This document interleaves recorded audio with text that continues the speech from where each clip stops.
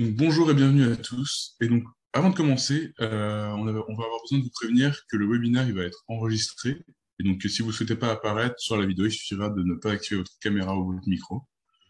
Donc, on va pouvoir commencer. Donc, durant ce webinaire, on va vous parler de l'orientation et de l'insertion professionnelle dans le domaine de l'ergonomie. Mais avant cela, on va devoir faire une présentation générale du projet. Donc, pour ça, on va d'abord se demander qui nous sommes avant de définir l'ergonomie et les intervenants qu'on va voir aujourd'hui, donc leur master, leur parcours et leur débouchés. Donc, ce projet a été créé dans le cadre d'une UE commune entre les deux masters de la mention psychologie de l'université Paris-Cité par des étudiants du master d'ergonomie psychologique, donc sécurité, innovation et diversité, EPSID, et des étudiants du master de psychologie cognitive fondamentale et appliquée, PCFA. Nous présentons l'association Cogitergo qui réunit ces deux masters. Donc, l'association a pour buts initiaux la création d'un système d'information bénéfique au master ergonomie et PCFA et l'amélioration du contact entre les étudiants de ces deux masters. Mais aujourd'hui, elle tend vers d'autres objectifs, tels que l'objectif de créer un réseau d'information autour de l'ergonomie et de la psychologie cognitive et la création d'un réseau d'échange entre les étudiants, les professionnels et les structures. Elle a déjà pu participer à des projets tels que Sensory Odyssey, en partenariat avec l'association PlugLab, mais aussi avec l'organisation, elle a pu organiser des soirées d'échange avec des masters d'ergonomie d'Orsay. Et pour être tenu au courant des futurs projets, n'hésitez pas à nous suivre sur nos réseaux sociaux qui sont disponibles juste devant votre écran, et vous avez par exemple le QR code qui est à gauche, ou si vous ne savez pas vous servir d'un QR code ou que vous n'avez pas de quoi le scanner tout de suite, vous avez aussi le site internet qui est assez rapide, www.cogitergo.fr. Donc, on va pouvoir vous définir l'ergonomie. Donc, l'ergonomie, c'est souvent assimilé à une autre discipline qui s'appelle Human Factors. Donc, la seule différence entre les deux, c'est qu'elles sont développées dans deux parties différentes du monde.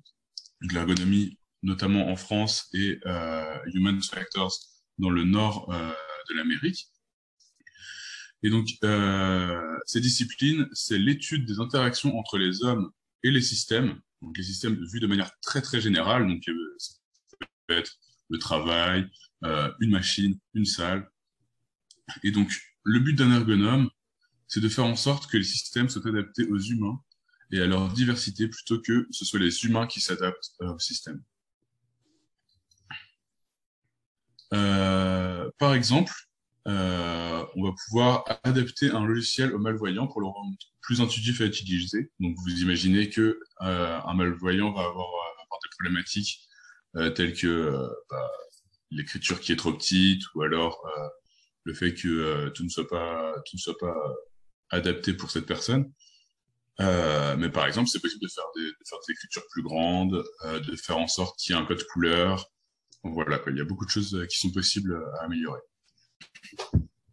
Donc, par exemple, un robot ne va pas forcément être utile et ne va pas forcément ajouter du bien-être dans la vie de l'utilisateur. C'est-à-dire que s'il faut faire en sorte de le programmer, si à chaque fois qu'on va s'en servir, il va falloir faire beaucoup de choses pour qu'il fonctionne ou qu'il n'ait pas de fonctionnalité vraiment utile, comme plier les draps, alors que en soi, c'est assez simple à faire.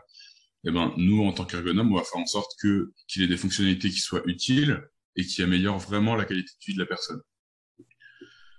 Et donc, on peut aussi adapter les situations de travail pour qu'elles entraînent moins de problèmes de santé et plus de bien-être. Donc, qu'il y ait moins de problèmes musculo-squelettiques, donc des problèmes au niveau des muscles et du squelette, donc des os, et qu'il y ait vraiment du plaisir au travail et qu'il y ait un sentiment de satisfaction, par exemple.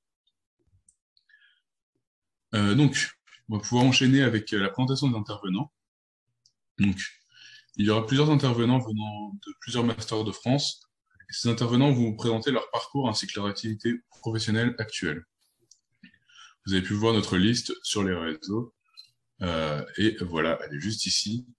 Euh, à chaque intervenant, vous aurez un temps accordé pour leur poser des questions. Si vous ne souhaitez pas activer votre micro, il suffira d'écrire vos questions dans le chat.